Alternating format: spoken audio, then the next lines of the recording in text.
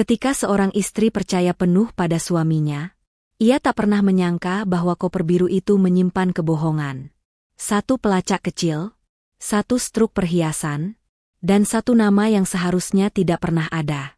Malam itu, Renita tidak menangis. Ia memilih menjadi cerdas. Karena pengkhianatan terbaik adalah yang dibalas dengan ketenangan dan bukti. Assalamualaikum warahmatullahi wabarakatuh. Kisah ini terinspirasi berdasarkan kisah nyata. Nama, tempat dan karakter telah diubah demi menjaga privasi semua pihak. Segala bentuk kesamaan dan kejadian sebenarnya hanya kebetulan semata. Tonton sampai selesai karena sangat menguras emosi. Jangan lupa juga tekan tombol like dan subscribe. Baiklah, begini ceritanya.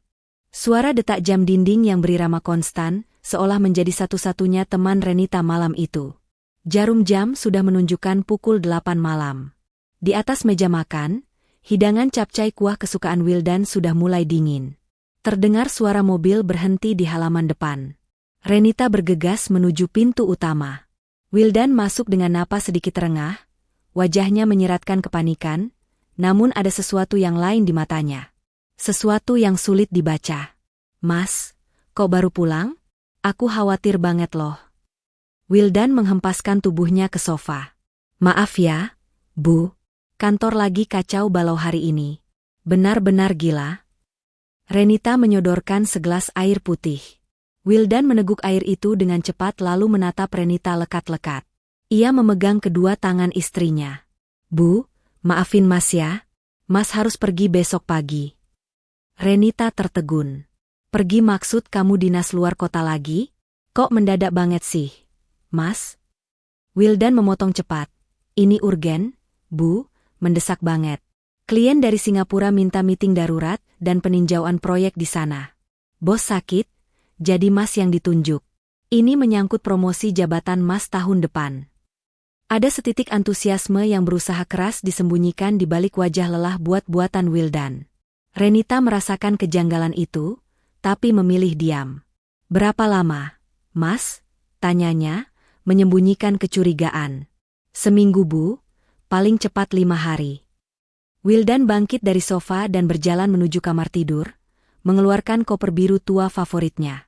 Renita mengikuti. Biar ibu bantu siapin bajunya ya, Mas, tawar Renita sambil membuka laci. Enggak usah, Bu. Tolak Wildan sedikit terlalu keras. Maksud Mas, ibu istirahat saja. Biar Mas siapin sendiri. Mas tahu kok mana baju yang mau dibawa. Renita mundur selangkah, rasa tidak enak berdesir di hatinya.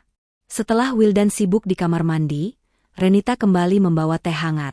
Saat ia sampai di ambang pintu, pemandangan di depannya membuat darahnya berdesir hebat. Wildan tidak sedang memasukkan baju ke koper. Ia sedang berdiri membelakangi pintu, menghadap cermin rias, mengetik pesan dengan cepat. Pantulan wajahnya di cermin itu menunjukkan senyum merekah.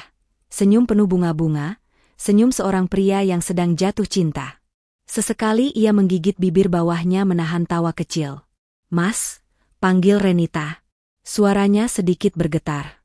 Wildan tersentak kaget, ponsel di tangannya nyaris terlepas. Terlalu cepat, ia menekan tombol kunci layar dan memasukkan ponsel itu ke saku celananya. Pagi itu, sinar matahari menerobos celah gorden. Renita sudah bangun, matanya sembab, namun otaknya bekerja setajam silet. Ia beranjak menuju kursi di sudut kamar tempat Wildan meletakkan jas kerjanya. Dengan jantung berdegup kencang, Renita meraba saku bagian dalam jas, lalu beralih ke saku celana bahan yang tergeletak di lantai. Tangannya menyentuh secari kertas yang sudah agak lecek.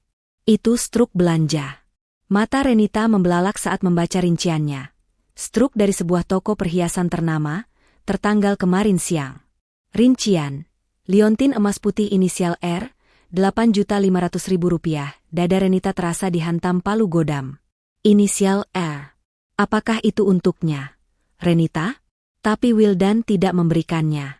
Risma, nama sahabat baiknya melintas sekilat di benaknya. Penemuan itu membulatkan tekadnya. Renita berjingkat menuju laci meja rias, mengambil sebuah smart tag atau pelacak GPS, benda kecil bulat pipi berwarna putih yang belum sempat ia pakai. Renita beralih ke koper biru Wildan yang berdiri tegak di dekat lemari. Dengan gerakan cekatan namun hati-hati, Renita membuka resleting koper. Isinya sudah rapi dengan tumpukan kemeja. Renita meraba bagian dasar koper, mencari celah di lapisan kain furing. Tidak ada celah, ia harus membuatnya. Renita mengambil gunting kecil dari kotak jahitnya. Gunting itu menyobek kain furing dengan suara nyaring, membuatnya menahan napas dan menoleh cepat ke arah kasur. Wildan bergerak sedikit, menggumam pelan, lalu kembali tenang. Dengan tangan gemetar, ia menyelipkan benda bulat pelacak itu ke dalam sobekan kain, memastikannya tersembunyi jauh di antara kerangka koper dan lapisan busa. Setelah yakin posisinya aman, Renita mengambil jarum dan benang berwarna biru dongker. Keahlian menjahit yang diajarkan ibunya dulu kini berguna untuk misi rahasia ini. Renita menjahit robekan itu dengan rapi. Nyaris tak berbekas. Dalam waktu 10 menit, koper itu kembali terlihat sempurna. Tidak ada yang akan menyangka ada mata-mata digital yang tertanam di dalamnya. 1 jam kemudian, mereka sudah berada di dalam mobil. Renita yang menyetir, sementara Wildan sibuk dengan ponselnya.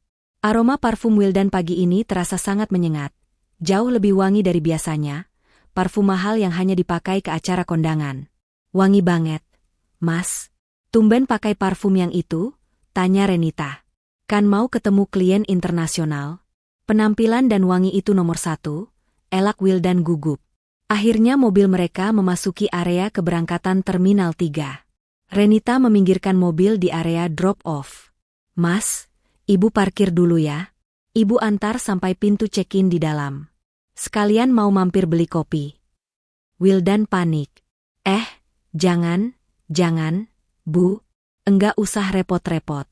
Di sini dilarang parkir lama, nanti diderek petugas lo. Lagian Mas buru-buru nih. Tim yang lain katanya sudah nunggu di dalam. Wildan menghindari tatapan Renita.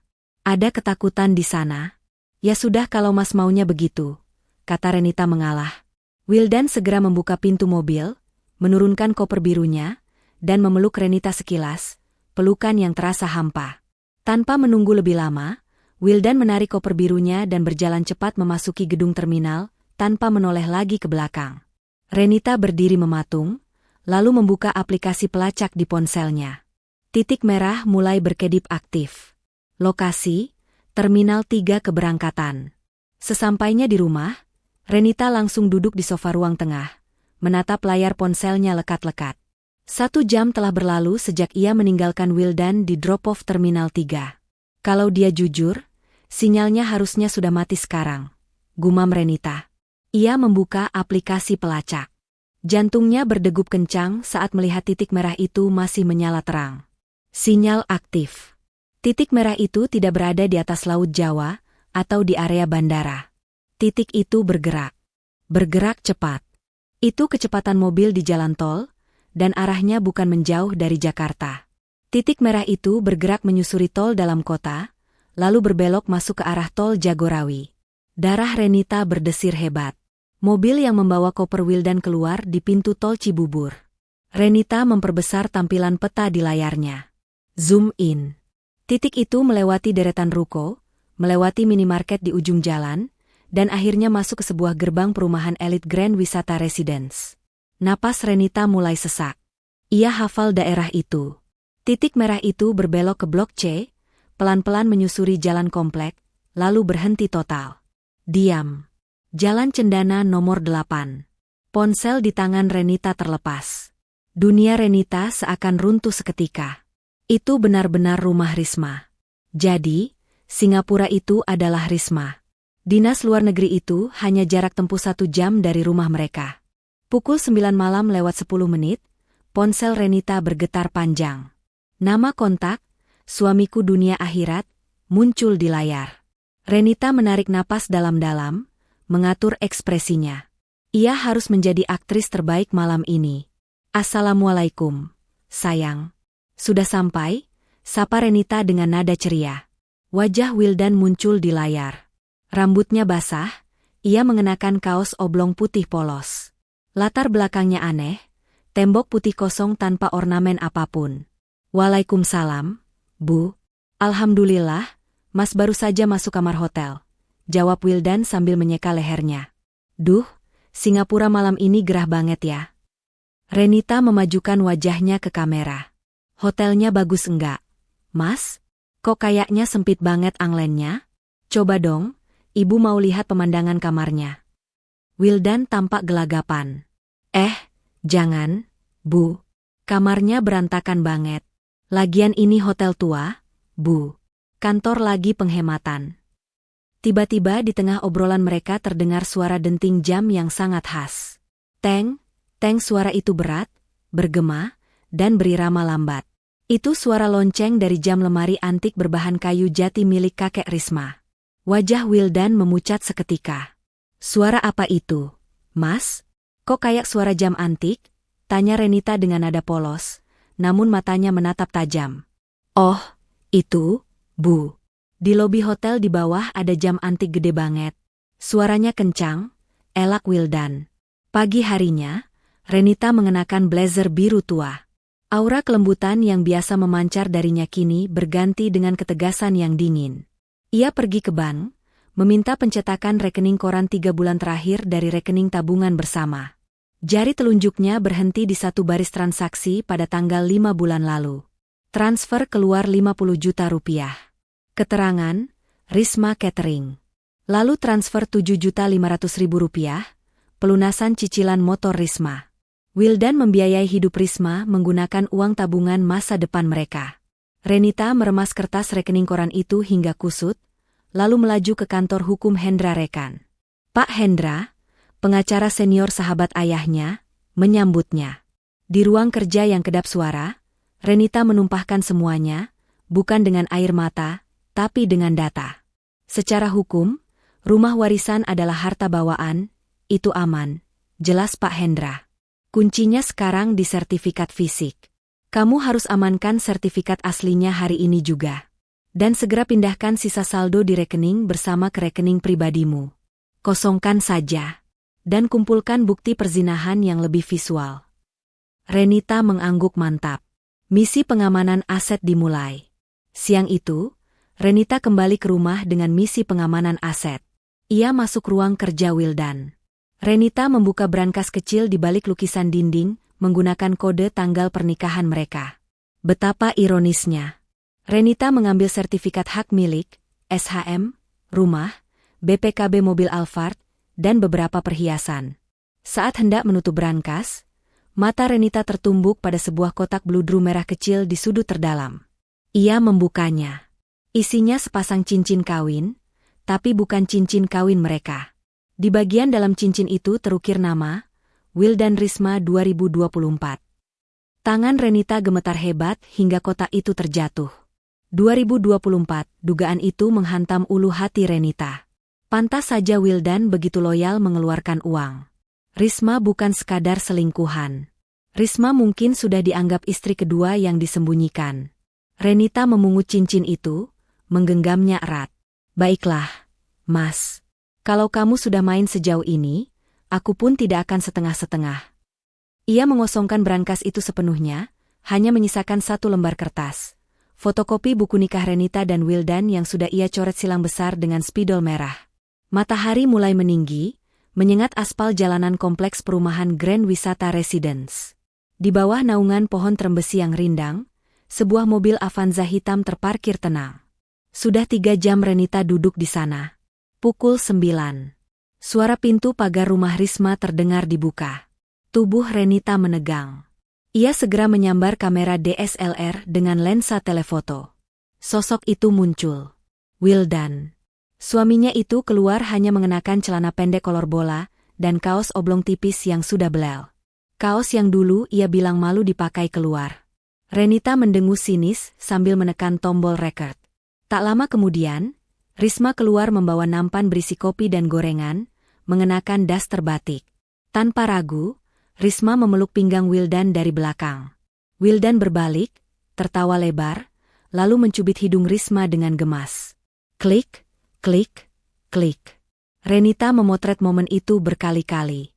Mereka berdua lalu duduk di kursi teras. Risma mengambil sepotong pisang goreng, meniupnya sebentar, lalu menyuapkannya ke mulut Wildan. Wildan menerima suapan itu dengan lahap. Itu adalah jenis kemesraan yang sudah lama hilang dari pernikahan Renita. Renita merekam video terakhir, durasi 5 menit, merekam interaksi intim mereka, bukti yang tak terbantahkan. Renita ingin melakukan tes kecil. Ia mengetik pesan WhatsApp ke nomor Wildan. "Mas, gimana meetingnya? Long, ibu kangen banget. Jangan lupa makan siang, ya." Renita kembali mengintip lewat lensa kamera. Ponsel Wildan bergetar. Wildan melirik layar. Seketika tawa di wajahnya lenyap, diganti ekspresi datar dan kesal. Ia mengetik balasan dengan cepat tanpa senyum. Balasan masuk, "Alhamdulillah lancar. Bu, ini lagi break sebentar. Pusing banget materi rapatnya berat. Mas juga kangen. Nanti dikabarin lagi ya, Mas. Mau lanjut presentasi." Renita membaca pesan itu sambil melihat Wildan di teras kembali, mengambil pisang goreng kedua, dan tertawa ceria. "Kamu benar-benar aktor watak, Mas," gumam Renita dingin. Saat mobilnya perlahan meninggalkan kompleks Grand Wisata, Renita melewati pos satpam dan bertanya basa-basi. "Rumah nomor 8 di Blok C itu rumah Bu Rismannya?" "Oh, betul Bu Risma," jawab satpam. "Suaminya ada di rumah enggak ya, Pak?" tanya Renita memancing. "Ada kok, Bu. Pak Wildan. Beliau memang sering di rumah kok kalau weekend atau pas lagi cuti. Pasangan serasi itu, Bu. Ramah-ramah orangnya." Keterangan satpam itu adalah kepingan puzzle terakhir. Di lingkungan ini, Wildan sudah dikenal sebagai suami Risma. Sisa waktu 3 hari dimanfaatkan Renita dengan efisiensi yang mengerikan. Target pertama, motor sport 250 cc kebanggaan Wildan. Renita menjualnya cepat kepada pedagang loak, tanpa peduli harga jatuh. "Saya jual cepat saja karena garasi mau saya pakai buat kandang kucing." Alasannya, uang hasil penjualan langsung ditransfer ke rekening depositonya. Target kedua, lemari pakaian.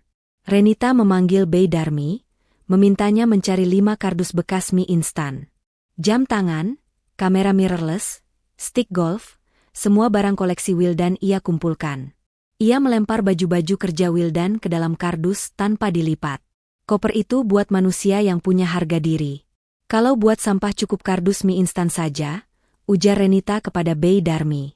Ia melakban kardus itu dengan kasar dan menulis di atasnya, "Barang bekas, ambil sendiri." Langkah selanjutnya, serangan digital.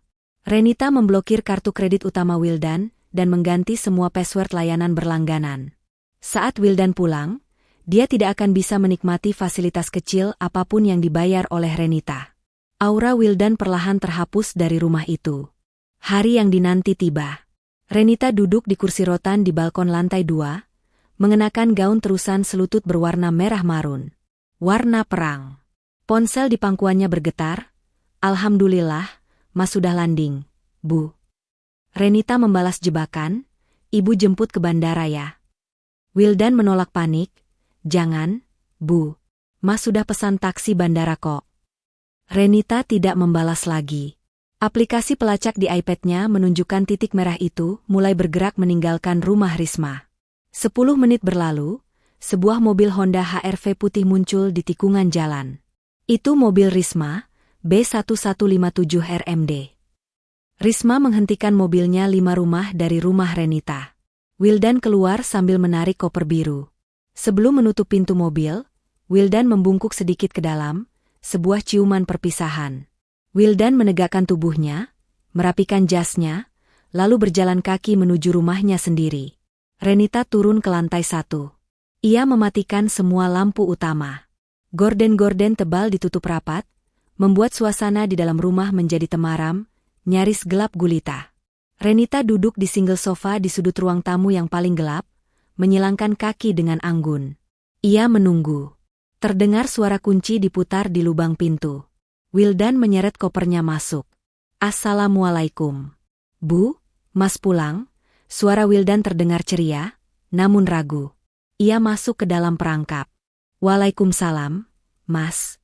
Selamat datang kembali dari Singapura." Suara Renita muncul, tenang, datar, dan berwibawa. Wildan tersentak kaget. Renita berjalan menuju saklar lampu utama. Klik. Lampu ruang tamu menyala terang benderang. Saat penglihatan Wildan kembali fokus, matanya membelalak lebar. Di atas meja kaca, berjajar rapi, cetakan foto-foto dirinya menyiram tanaman di rumah Risma, lembaran rekening koran yang ditandai stabilo merah, dan sebuah tablet yang sedang menayangkan posisi GPS yang berhenti tepat di Jalan Cendana nomor 8. Selamat datang di realita, Wildan, bisik Renita. Wajah Wildan pucat pasi. Ia mencoba bertahan. Bu, ini salah paham, ini editan. Renita mengambil remote TV. Mari kita lihat definisi menolong versi kamu. Renita menekan tombol play. Layar TV besar menyala. Video yang direkam Renita kemarin terpampang jelas. Suara Wildan terdengar jernih. Tenang saja, yang si ibu negara di rumah itu gampang dikibulin. Bilang aja dinas. Beres. Dia kan tahunya cuma masak sama dandan. Suara Risma. Tapi kalau dia curiga gimana? Mas, uang transferan kemarin aman? Wildan tertawa. Aman. Dia nggak pernah cek rekening. Dia terlalu percaya sama aku. Bodoh banget kan? Padahal itu uang warisan bapaknya. Tapi aku yang nikmatin sama kamu. Wildan jatuh berlutut. Bukti itu telak. Hilaf itu sekali, Mas. Kalau sudah 5 hari, sudah transfer puluhan juta, sudah punya cincin kapel. Itu bukan hilaf. Itu doyan. Itu niat, ucap Renita dingin. Renita menendang pelan koper butut yang berisi baju bekas di dekat kaki Wildan. Berdiri. Wildan merengek. Jangan usir, Mas. Mas mau tidur di mana? Itu bukan urusanku, jawab Renita. Ia menunjuk tumpukan kardus mie instan. Itu seluruh hartamu yang tersisa di rumah ini. Mobil Alphard itu belinya pakai uangku, Mas. BPKB-nya sudah kuambil. Motor sport kesayanganmu sudah kujual. Rumah ini sertifikatnya atas nama almarhum bapakku. Kamu nggak punya hak 1 sentimeter pun di sini. Wildan mencoba menggertak. Aku bisa tuntut kamu karena menggelapkan aset suami. Tuntut saja. Pak Hendra, pengacara keluarga kita sudah memegang semua bukti perzinahanmu. Kamu mau adu hukum? Aku pastikan kamu keluar dari pengadilan bukan cuma jadi duda miskin, tapi juga punya catatan kriminal perzinahan. Renita menunjuk pintu keluar. Sekarang angkat kardus-kardus sampah itu. Keluar dari rumahku detik ini juga. Dengan tangan gemetar dan air mata kekalahan, Wildan memungut kardus mie instan itu satu persatu. Renita membalikkan badan, berjalan menaiki tangga tanpa menoleh lagi, meninggalkan suaminya yang kini tak lebih dari seorang gelandangan di rumahnya sendiri. Saat Wildan mencapai pintu depan, 2 orang satpam sudah berdiri di sana.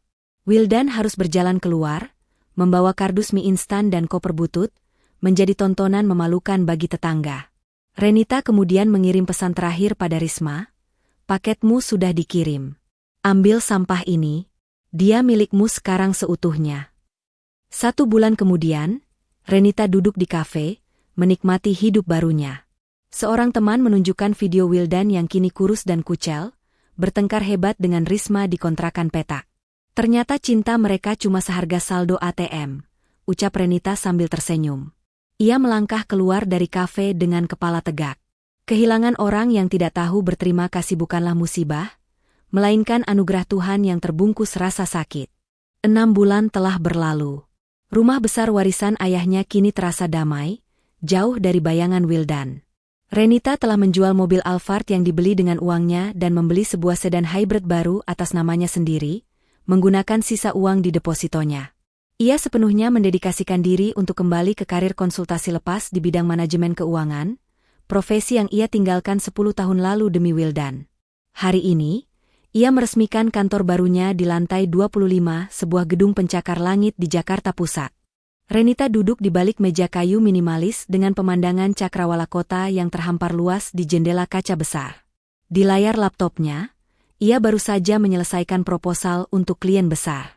Merasa bangga atas kemandiriannya yang direbut kembali, ia tersenyum tipis. Ia mengenakan blazer biru tua yang sama, seolah pakaian itu menjadi seragam perangnya yang kini berubah menjadi jubah kesuksesan dan kekuasaan. Pukul 3 sore, resepsionis menghubunginya melalui interkom. Sebuah paket dari kantor hukum Hendra Rekan telah tiba.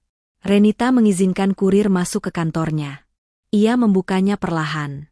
Di dalamnya terdapat salinan akta cerai yang sudah resmi ditandatangani hakim, beserta surat keputusan pengadilan yang mengabulkan semua tuntutannya, termasuk ganti rugi material. Wildan divonis bersalah atas perzinahan, dan hak atas properti sepenuhnya jatuh ke tangan Renita. Renita memegang kertas tipis itu dengan kedua tangan. Hanya selembar kertas, namun mengakhiri sebuah hubungan yang pernah ia yakini abadi. Tidak ada air mata yang tumpah kali ini. Hanya rasa lega yang sangat mendalam, sebuah penutup babak yang pahit namun penting. Ia tersenyum tipis, menyimpan dokumen itu, dan kembali menatap laptopnya. Babak baru benar-benar sudah dimulai. Renita memutuskan untuk pulang lebih awal dari biasanya. Saat ia menunggu lift di lobi utama yang mewah, sebuah suara bas menyapanya dari belakang. "Renita, saya tidak menyangka kita bertemu di sini." Itu Pak Hendra, pengacara seniornya, yang kebetulan sedang ada janji di gedung yang sama. Renita berbalik dan menyalaminya dengan hangat, menunjukkan kebahagiaannya yang nyata. "Om Hendra, apa kabar? Terima kasih banyak atas bantuan akta cerai itu. Saya sudah menerima salinannya." Pak Hendra tersenyum bangga, memegang bahu Renita. "Kamu yang hebat, Ren. Keberanian dan ketegasanmu adalah kunci kemenangan itu. Kamu berhak atas kedamaian ini. Apa rencanamu selanjutnya?" Renita menatap Pak Hendra, lalu pandangannya beralih ke pintu putar lobi yang ramai. "Rencana saya, Om? Saya hanya akan fokus pada apa yang ada di depan mata. Saya baru saja mendapatkan kembali diri saya, dan saya tidak akan kehilangannya lagi." Senyumnya kini bukan senyum palsu seperti saat ia menghadapi Wildan, melainkan senyum kebahagiaan yang otentik. Dia siap untuk segala kemungkinan yang disiapkan kehidupan barunya. 2 minggu setelah pertemuan di lobi, Renita sedang memimpin rapat virtual penting dengan calon klien dari Singapura. Ironi tak terhindarkan itu kembali menyelimuti dirinya. Tetapi kali ini, Singapura bukan lagi simbol pengkhianatan, melainkan peluang. Wajah Renita terpantul jernih di layar monitor besar. Ia tampak sangat profesional dan menguasai materi, mempresentasikan analisis risiko investasi dengan data yang solid. Pimpinan klien, Mr. Tan, terlihat terkesan. "Analisis Anda sangat mendalam, Miss Renita. Keahlian Anda di bidang manajemen risiko ini sangat kami butuhkan," ujar Mr. Tan. Renita tersenyum, senyum seorang profesional yang dihargai. Rapat berakhir dengan kesepakatan besar yang akan melipat gandakan pendapatan konsultasinya. Saat Renita menutup laptop, ia menyandarkan punggungnya di kursi, menatap cakrawala Jakarta yang mulai diselimuti senja. Ia menyadari, keputusannya untuk kembali bekerja di bidang yang ia cintai kini memberinya kekuatan finansial dan harga diri yang tak terbandingkan. Ia sudah melangkah jauh dari wanita naif yang hanya tahu memasak dan dandan. Malam harinya, Renita memutuskan untuk makan malam sendirian di sebuah restoran Italia favoritnya. Ia memesan sebotol anggur merah, merayakan kesuksesannya hari ini. Saat ia menunggu hidangan utamanya, ponselnya bergetar. Sebuah notifikasi media sosial dari seorang pria bernama Andrean Haji muncul. Andrean adalah seorang arsitek yang pernah menjadi kolega Pak Hendra. Mereka sempat bertemu sekilas saat mengurus dokumen perceraian. Pesannya sederhana, "Selamat atas pencapaian kantor barunya. Om Hendra banyak cerita. Boleh saya ajak Anda makan siang untuk membahas potensi kolaborasi proyek desain interior kantor?" Renita menatap nama itu lama. Andrean adalah pria yang rapi, berwibawa, dan memiliki senyum ramah yang tulus. Ia tidak mencari pasangan, namun ia juga tidak akan menutup pintu untuk kesempatan baru. Renita membalas singkat, "Tentu, silakan hubungi asisten saya untuk jadwalnya." Setelah mengirim pesan, ia menenggak anggurnya, menyadari bahwa hidupnya kini penuh dengan undangan dan peluang yang terhormat, bukan lagi penuh kecurangan yang harus ia lacak. Saat Renita kembali ke rumah larut malam, ia melewati kamar kerja Wildan. Pintu kamar itu, yang dulu ia segani, kini terbuka lebar. Ruangan itu telah ia ubah menjadi ruang meditasi dan yoga. Semua barang-barang Wildan sudah lenyap, diganti dengan matras yoga, lilin aromaterapi, dan koleksi tanaman indoor. Rumah yang dulu terasa tegang karena rahasia dan kebohongan, kini terasa luas dan tenang. Renita masuk ke kamar utama. Ia melepas blazernya dan berdiri di depan jendela, menikmati keheningan. Ia ingat betul rasa sakit dan amarah yang ia rasakan 6 bulan lalu. Kini, perasaan itu telah berganti menjadi rasa syukur. Bukan karena ia menemukan kebahagiaan baru melalui orang lain, melainkan karena ia mampu membangunnya sendiri dari puing-puing kehancuran. Renita menutup matanya, mengambil napas dalam-dalam. Kedamaian sejati adalah mengetahui bahwa dia adalah satu-satunya pemilik dan pengontrol hidupnya. 2 minggu setelah pertukaran pesan, Renita bertemu Andrean di sebuah restoran fine dining yang tenang di bilangan Senopati. Andrean sudah menunggu di meja yang dipesan. Ia mengenakan kemeja linen biru muda yang membuatnya terlihat santai namun tetap elegan. Renita, yang datang tepat waktu, menyambutnya dengan jabat tangan profesional. "Terima kasih sudah meluangkan waktu, Miss Renita," sapa Andrean, senyum tulusnya sama seperti yang Renita ingat. "Panggil saja Renita, Andrean. Kita di luar jam kerja." Obrolan mereka dimulai dengan proyek desain interior kantor. Andrean mempresentasikan idenya tentang konsep kantor yang mencerminkan ketegasan finansial dan kedamaian pribadi. "Saya suka konsep Anda, Andrean. Ini mencerminkan keseimbangan yang saya cari dalam hidup saya saat ini," kata Renita sambil menyesap air mineral. Andrean menatapnya lekat-lekat. "Om Hendra bilang Anda adalah definisi dari keberanian. Membangun semuanya dari nol setelah melalui badai besar." Renita tersenyum tipis, tidak menampik. "Saya tidak memulai dari nol, Andrean. Saya memulai dari pengalaman. Dan pengalaman itu adalah modal yang jauh lebih berharga daripada uang." Andrean mengangguk setuju. Diskusi mereka berlanjut tentang filosofi hidup, menunjukkan bahwa chemistry mereka melampaui urusan bisnis semata.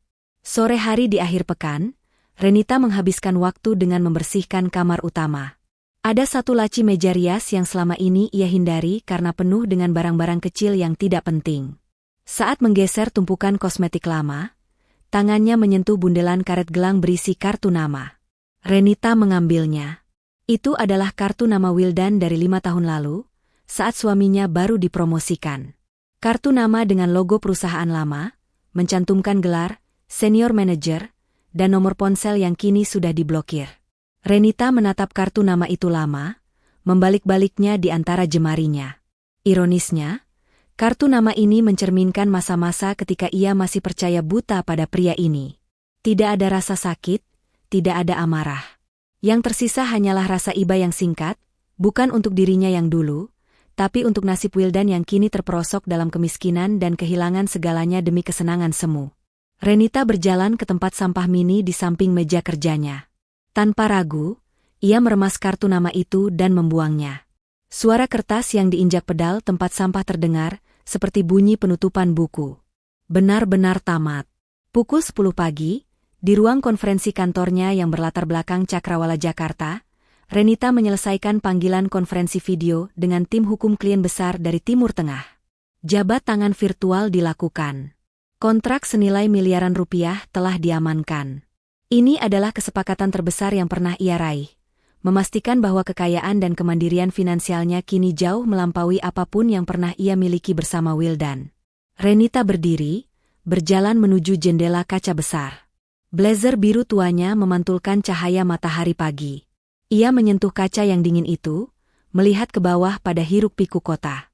Dia tidak lagi takut pada apapun. Dia memiliki rumah, dia memiliki karir yang ia cintai, dan yang terpenting, dia memiliki kendali penuh. Ia mengeluarkan ponselnya, membuka kalender. Jadwal makan siang dengan Andrean minggu depan sudah terisi. Renita tersenyum, bukan senyum kemenangan atas mantan suaminya, tetapi senyum optimisme murni. Hidupnya, seperti gedung pencakar langit tempatnya berdiri, terus menjulang tinggi. Waktu makan siang tiba. Andrean menjemput Renita di lobi kantornya yang mewah. Mereka menuju restoran Jepang kelas atas yang tenang. Suasana pertemuan yang kedua ini terasa lebih santai, berbeda dengan ketegangan saat mereka mengurus dokumen di kantor hukum. Setelah membahas detail kolaborasi desain interior kantor yang akan segera dimulai, obrolan mereka beralih ke ranah yang lebih filosofis. Andrean menyentuh topik personal dengan kehati-hatian. "Anda terlihat sangat tenang dan kuat, Renita. Saya kagum dengan cara Anda menangani badai dan membangun kerajaan konsultasi ini dalam waktu singkat, ujar Andrean sambil menyesap tehnya. Renita menatap Andrean lurus. Senyumnya tulus dan memikat. Hidup ini terlalu singkat untuk tenggelam dalam penyesalan, Andrean. Saya memutuskan untuk menjadikan pengalaman pahit itu sebagai bahan bakar, bukan belenggu. Andrean mengangguk penuh pengertian. Sebagian besar orang akan terpuruk, tapi Anda memilih untuk bangkit dan terbang tinggi. Om Hendra benar, Anda adalah definisi keberanian. Saat Andrean meraih tangan Renita di atas meja, itu bukan sentuhan romantis yang tergesa-gesa, melainkan sentuhan dukungan yang kuat dan penuh rasa hormat. Renita membiarkannya. Ia merasa nyaman dan dihargai. Ini adalah awal dari sesuatu yang tulus, sesuatu yang dibangun di atas rasa hormat dan kesetaraan. Akhir pekan berikutnya, Renita menyempatkan diri mengunjungi makam ayahnya. Ia mengenakan pakaian kasual namun rapi, membawa buket bunga sedap malam kesukaan almarhum. Renita duduk bersimpuh di depan nisan yang bersih, menatap nama sang ayah yang terukir di sana. Angin sejuk bertiup pelan di area pemakaman yang asri itu. "Bapak," Renita datang. Bisiknya pelan, air matanya kini adalah air mata syukur, bukan lagi kepedihan. "Terima kasih, Pak. Warisan rumah dan ketegasan yang Bapak ajarkan telah menyelamatkan Renita dari kehancuran total. Bapak benar, kemandirian finansial adalah kunci utama bagi wanita." Renita menceritakan singkat tentang perceraiannya dan kesuksesan karirnya yang baru. Ia merasa seolah ayahnya sedang mendengarkan. Renita janji, "Pak, Renita tidak akan pernah lagi membiarkan orang lain mengendalikan hidup Renita. Renita akan bahagia dengan kaki sendiri." Setelah menaburkan bunga dan merapikan nisan, Renita bangkit. Saat ia berjalan meninggalkan kompleks pemakaman, ia membawa serta rasa damai yang mendalam. Babak lama benar-benar tertutup, disaksikan oleh roh leluhurnya. Seminggu setelah pertemuan dengan Andrean, Renita sedang meninjau dokumen di kantornya yang berpanorama cakrawala kota. Asistennya membawa tumpukan surat, termasuk sebuah amplop tebal dari pengadilan agama. Renita membukanya tanpa tergesa-gesa. Itu adalah surat keputusan final yang mengonfirmasi penolakan banding Wildan atas ganti rugi material dan hak properti. Wildan berusaha menggugat bagian harta Gonogini, namun semua bukti Renita terlalu kuat. Di sana juga terdapat lampiran penagihan denda keterlambatan atas utang Wildan kepada Renita yang kini diurus oleh pihak pengacara. Renita membaca setiap barisnya dengan cermat. Tidak ada lagi ancaman, tidak ada lagi rasa was-was. Wildan sudah menjadi masalah administrasi belaka, bukan lagi masalah emosional. Setelah memastikan bahwa semua sudah sesuai rencana hukumnya, Renita mengambil surat tebal itu. Dengan gerakan pelan, tanpa emosi, ia merobek kertas-kertas tebal itu menjadi beberapa bagian. Ia melemparkannya ke tempat sampah stainless steel di samping mejanya. Tidak perlu disimpan. Masa lalunya kini hanya berhak berada di tempat sampah. Renita kembali menatap cakrawala Jakarta yang cerah di luar jendelanya. Ia kini sepenuhnya bebas, secara hukum, finansial, dan emosional. Hidup yang utuh menantinya.